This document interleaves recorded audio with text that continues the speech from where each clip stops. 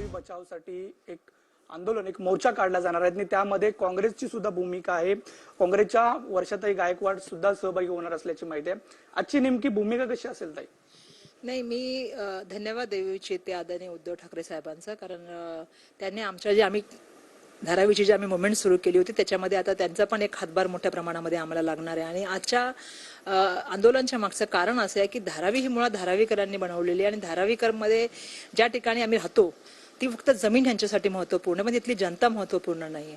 आमच्या घराबद्दल चर्चा होत नाही, आमच्या लघु उद्योगाबद्दल त्या ठिकाणी चर्चा होत नाही आणि दुर्दैवाने फक्त जे फायदे दिले जातात, जसं मी कालच्या भाषणात सुद्धा तुम्ही जर माझं विधानसभेमधलं भाषण ऐकलं असेल तर जवळपास 1 लाख जे आहे ते कोटीचा फायदा जो आहे तो नफा जो आहे तो अडाणींना करून देण्याचा हा प्रस्ताव आहे. TDR पण जो आहे तो मोठ्या प्रमाणामध्ये जनरेट केला आणि मी सांगितलं होतं 6 ते 7 पटीने जो आहे तो धारावीच्या क्षेत्राच्या असणार आहे.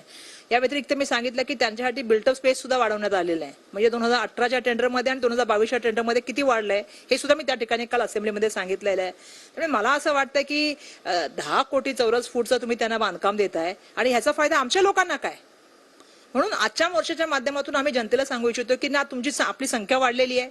जो सर्वे आधी झालेला आहे त्या सर्वेला घेतलेला आहे की जेव्हा की आम्हाला 2011चं जे आहे ते उच्च न्यायालयाच्या माध्यमातून आम्हाला जे आहे ते लिगल ऍट मिळालेली आहे आणि एका ठिकाणी व्हायटल प्रोजेक्ट असं म्हणून सांगायचं आणि आम्हाला फॅसिलिटी पासून बाजूला ठेवायचं. त्यामुळे एवढा FSI, एवढा फायदा, एवढा TDR जनरेट होत नव्हतं, ती नवीन स्कीम आणली, DC रूल मध्ये बदल चाललेत.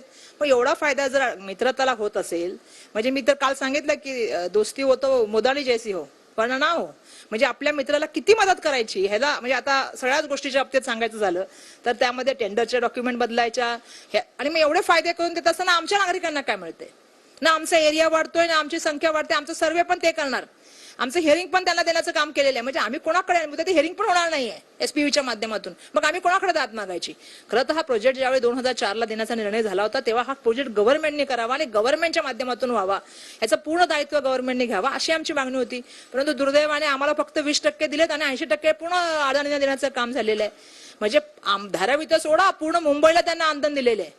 म्हणजे मुंबईचा TDRचा सम्राट करण्याचं काम त्यांना दिलेलं आहे. आणि हे करत असताना देशाचे प्राईम मिनिस्टर सातत्याने जातात, जेव्हा आमचे मुख्यमंत्री जातात किंवा खासदार साहेब जातात, धारावीचा विकास झाला पाहिजे. धारावी जनता काय जाणते, धारावीमध्ये कुठले उद्योग चालतात माहित करून घ्या.